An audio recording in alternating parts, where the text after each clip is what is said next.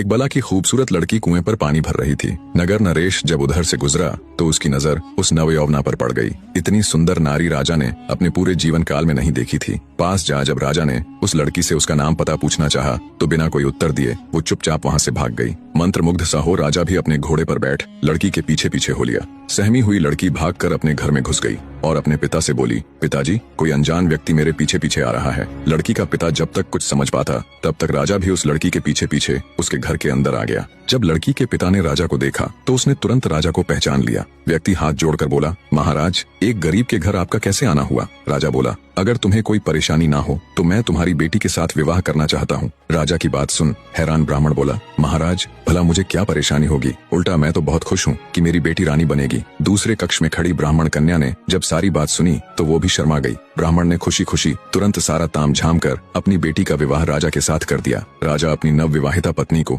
अपने साथ घोड़े पर बैठा राजमहल की तरफ चल पड़ा। चलते चलते रात का समय हो गया और रास्ते में एक घना जंगल लगता था। जब राजा उस जंगल में से निकलने लगा तो ब्राह्मण कन्या बोली, महाराज, मुझे बहुत जोरों की प्यास लगी है। रानी की बात सुन राजा घोड़ा रोककर आसपास कोई पानी का कुआं, कोई झरना खोजने लगा। उसी जंगल में एक खूंखार आदमखोर दानव रहता था। जब भी कोई उस जंगल से गुजरता तो दानव को आदम यानी मनुष्य की महक आ जाती थी। कई दिनों के भूखे आदमखोर को जब मानव गंध आई तो वो खिल उठा और तेजी से गंध की दिशा में बढ़ने लगा। कुछ ही समय में दानव रानी के पास जा पहुंचा। रानी ने जब अपने सामने एक खूंखार आदमखोर दानव को देखा तो उसकी चीख निकल गई। पानी खोजने गया राजा रानी की चीख सुनते ही घबरा गया और तुरंत भागकर वापस आया। देखा तो उसकी नव विवाहिता पत्नी एक खूंखार दानव की कैद में है। राजा हाथ जोड़कर रानी को छोड़ने के लिए दानव के सामने मिन्नतें करने लगा। अब दानव तो कई दिनों का भूखा था, इसलिए उस पर राजा की मिन्नतों का कोई असर नहीं हुआ। तब राजा बोला, सुनो राक्षस, मैं इस नगर का राजा हूँ। अगर तुम मेरी पत्नी को छोड़ दोगे तो मैं हर सप्ताह तुम्हारे भोजन के लिए किसी हष्टपुष्ट व्यक्ति को तुम्हारे पास भेज दिया करूंगा। ये मेरा वचन है।